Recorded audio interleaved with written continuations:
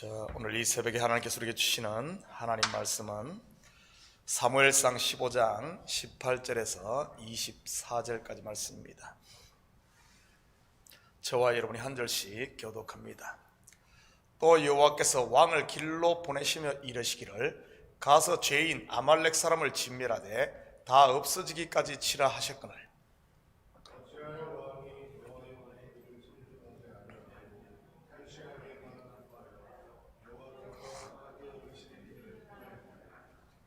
사울이 사무엘에게 이르되 나는 실로 여호와의 목소리를 청종하여 여호와께서 보내신 길로 가서 아말렉 왕 아각을 끌어왔고 아말렉 사람들을 진멸하였으나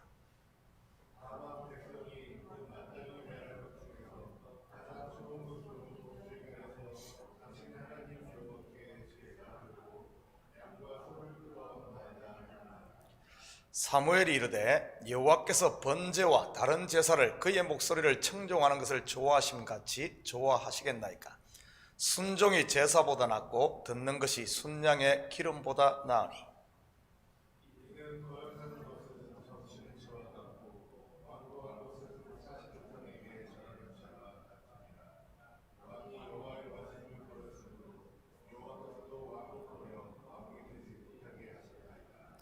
함께 읽겠습니다. 사울이 사무엘에게 이르되 내가 범죄하였나이다. 내가 여호와의 명령과 당신의 말씀을 어긴 것은 내가 백성을 두려워하여 그들의 말을 청종하였음이니이다. 아멘. 좋은 아침입니다. 오늘 본문은 일종의 사울왕의 신라곤입니다. 선악과를 따먹은 아담과 하와가 나곤에서 쫓겨난 바로 다른 버전이라고나 할까요? 오늘은 사울의 신라권 속에 담긴 복음에 대해 살펴보겠습니다. 21절부터 같이 봅니다.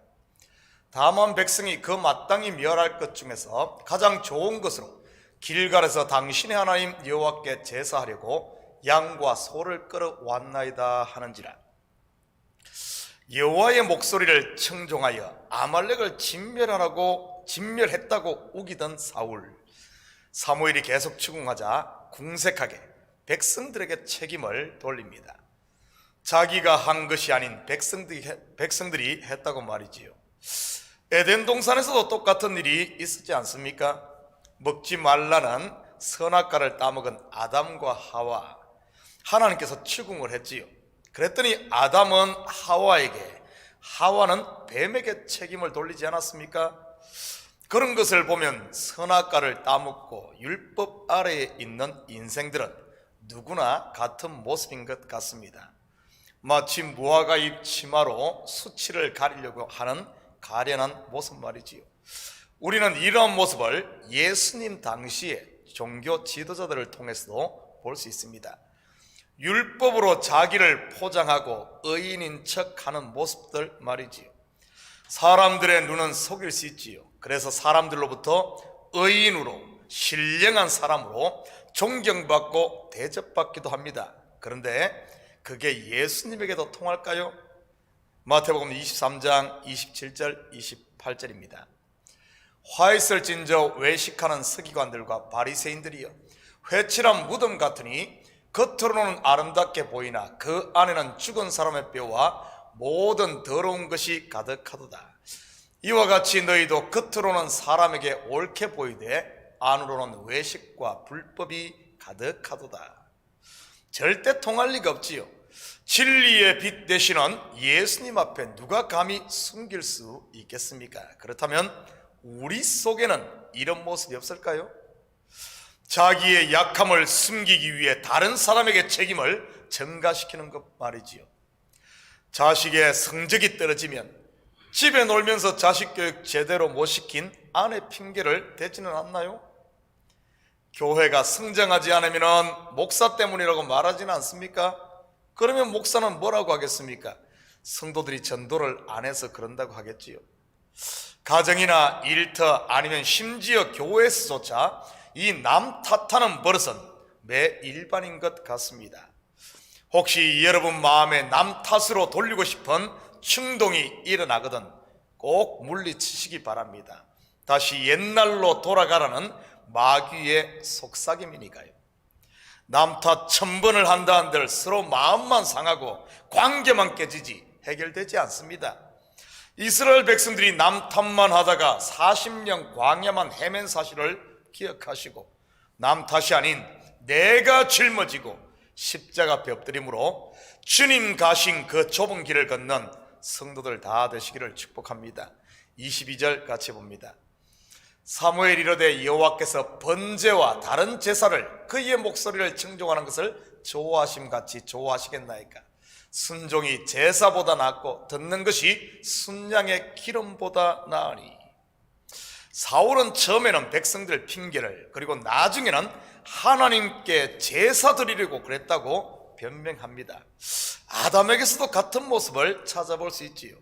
하나님이 주셔서 나와 함께 있게 하신 여자, 그가 줘서 먹었다고 말이지요. 결국은 원망의 화살이 하나님께로 향하게 되네요. 사울의 이러한 변명에 사무엘은 직격탄을 날립니다. 권투로 말하면 어퍼커트, 결정타를 친 것이지요. 순종이 제사보다 낫고 듣는 것이 순양의 기름보다 나으니. 아마 여러분 대부분 이 구절을 암기하고 있을 것입니다. 암기하는 것도 좋지만 정확한 의미를 알고 하면 더 좋겠지요.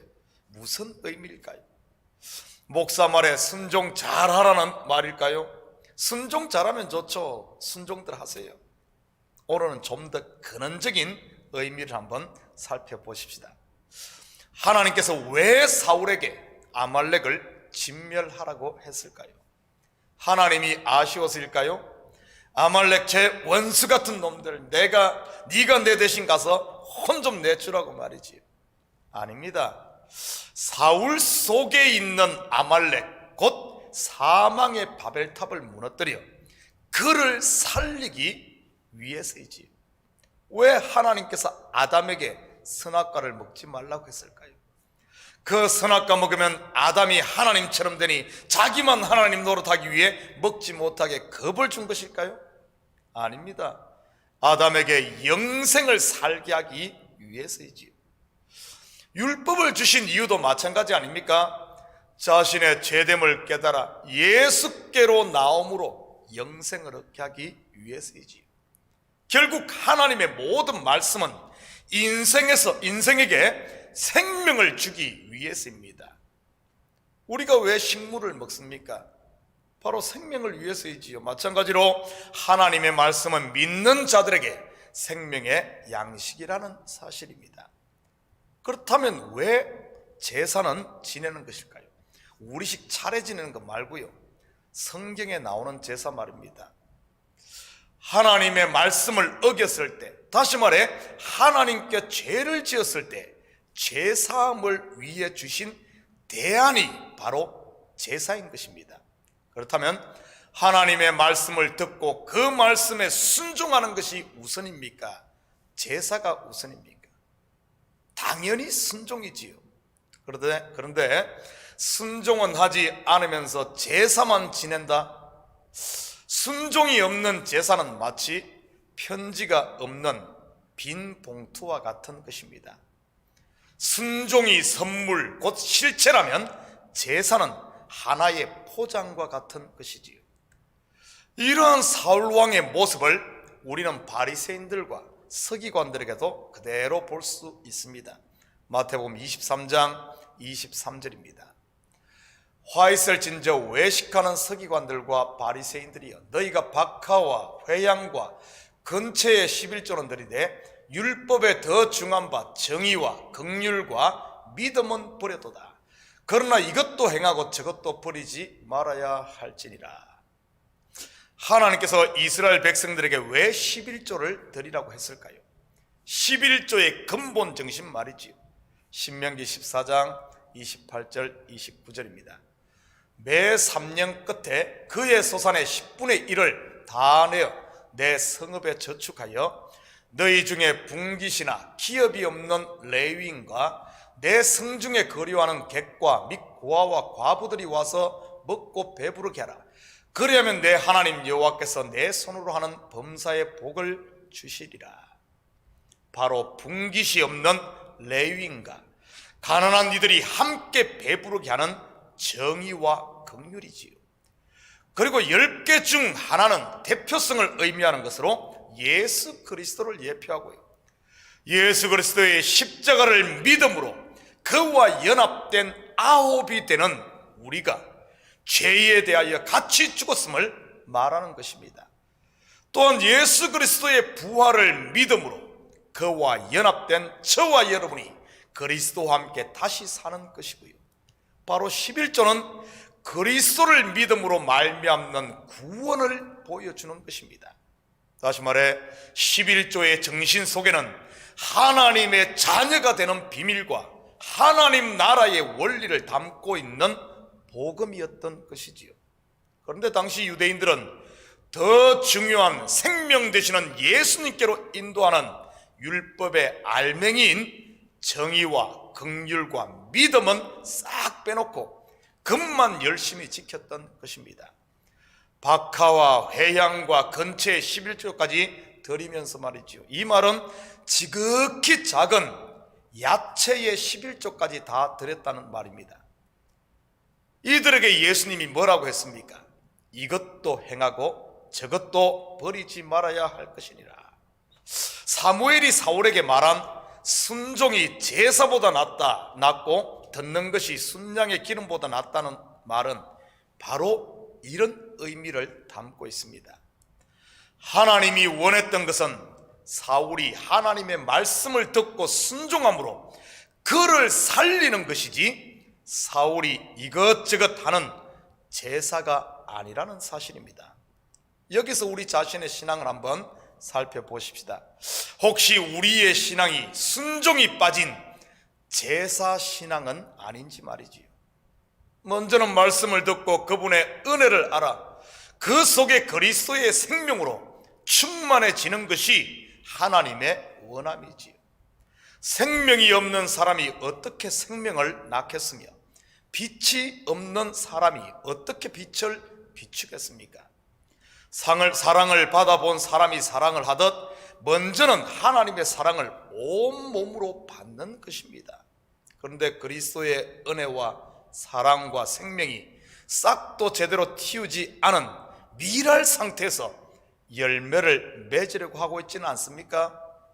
열매를 맺어 뭔가 내 속에 은혜가 있음을 스스로 증명하려고 하는 것 말이지요. 마치 열매를 가지고 하나님에게 사랑과 생명을 사려고 하지는 않습니까? 하나님, 내가 이렇게 많은 제사를 드렸으니 나를 의인 만들어 주셔야 합니다. 하나님, 내가 이렇게 많은 헌금했으니 천국행 티켓 주셔야 합니다. 하나님, 내가 이렇게 전도 많이 했으니 저에게 하늘의 별과 같이 빛나게 해주셔야 합니다. 여러분에게 묻겠습니다. 제사 많이 드리면 의인 됩니까? 아니지요. 자신이 죄인 중에 괴수임을 알게 되지요. 죄사함을 위해 제사를 드리는 것이니까요. 헌금 많이 하면 천국행 티켓 줍니까? 아니요. 예수를 믿는 저와 여러분은 이미 천국문을 통과하여 천국의 발을 딛고 사는 사람들입니다. 전도 많이 하면 별처럼 빛납니까? 아니요. 여러분 속에 별빛 정도가 아닌 태양보다 더 밝은 그리스도의 빛이 충만하게 벌써 와 있습니다. 그 빛을 보고 사람들이 주께 돌아오는 것이지요. 기억하십시오. 여호와를 기뻐하는 것이 우리의 힘이라는 사실을요. 하나님께서 사울에게 진정 원하는 것이 무엇이었습니까? 제사가 아닌 하나님의 말씀을 듣고 순종함으로 생명을 얻는 것이었지요. 그렇다면 우리가 어떻게 하는 것이 하나님을 기쁘시게 하는 것일까요? 우리가 맛있는 요리를 해서 하나님 갖다 드리는 것일까요? 아니면 하나님께서 준비한 잔치에 참여하여 맛있게 먹는 것일까요? 한번 생각해 보십시오. 어머니가 정성껏 만든 요리를 자식들이 맛있게 먹을 때 어머니가 가장 즐거워하지 않겠습니까? 3일 밤낮을 쉬지 않고 자식 먹이겠다고 진수성찬 준비해 놓았는데 그것은 안 먹고 길거리 정크 푸서 사와서 엄마 드세요 하면서 준비한 음식 안 먹으면 어머니가 얼마나 속상하겠습니까? 사울이 그랬고 예수님 당시에 바리새인과 서기관들이 그랬지요. 혹시 지금 우리도 그러고 있지는 않습니까? 사랑하는 성도 여러분, 하나님이 원하시는 것은 번제와 다른 제사가 아닌 그분의 목소리를 듣는 것입니다. 내 말을 하기 전에 그분이 행하신 큰 일을 듣고 영생하는 것이지요. 그리고 내가 무엇을 하기 전에 그분이 일할 수 있도록 우리를 그분에게 맡기는 것입니다. 오늘 하루도 무엇을 해야 할까라는 짐을 벗고 그분이 나를 통해 하나님께서 무엇을 하실까라는 기대를 가지고 주님의 원함에 순종하며 사는 복된 하루가 되시기를 주님의 이름으로 축복합니다. 같이 기도합니다. 사랑의 아버지 하나님, 참으로 감사드립니다. 이 새벽도 저희들 깨워주시고 주님 앞에 다시 엎드리게 하시니 참으로 감사를 드립니다. 순종이 제사보다 낫다고 했는데 아버지 하나님, 순종은 하지 않으면서 제사만 아버지 하나님 드리고 있지는 않습니까? 하나님이 주신 사랑과 은혜, 아버지 하나님 듣고 영생하는 이 복음을 듣기보다는 아버지 하나님 율법에 치우쳐 내 의를 아버지 하나님 내 실력을 증명하려고 하고 있지는 않습니까? 하나님, 먼저는 바로 주님의 말씀을 듣고 우리 속에 생명으로 사랑으로 빛으로 충만하게 채우는 것이 우선인 줄 믿습니다. 그리고 아버지 하나님, 나를 듣고 있는 질그릇만 깨지면 우리 속에 있는 생수가 흘러가고 빛이 아버지 하나님 비추는 줄 믿사오니 하나님, 이 아침에도 우리 자신을 주님 앞에 드림으로 아버지 하나님, 나는 죽고 내 속에 예수가 충만해져서 아버지 하나님, 이 충만함이 우리의 삶의 현장, 가정과 이웃과 교회에 차고 흘러 넘치는 아버지 하나님 놀라운 역사가 있게 도와주시옵소서. 그래야 우리의 삶을 통해서는 온전히 예수만 증거되어지는 이 시대 그리스도의 증인으로 제자로 사는 복된 저희들 되게 도우시고 이 아침에 간구하는 기도 제목마다 아버지 하나님 주님 속히 응답하실 줄 믿사오며 이 모든 말씀 예수님의 이름으로 기도드립니다. 아멘.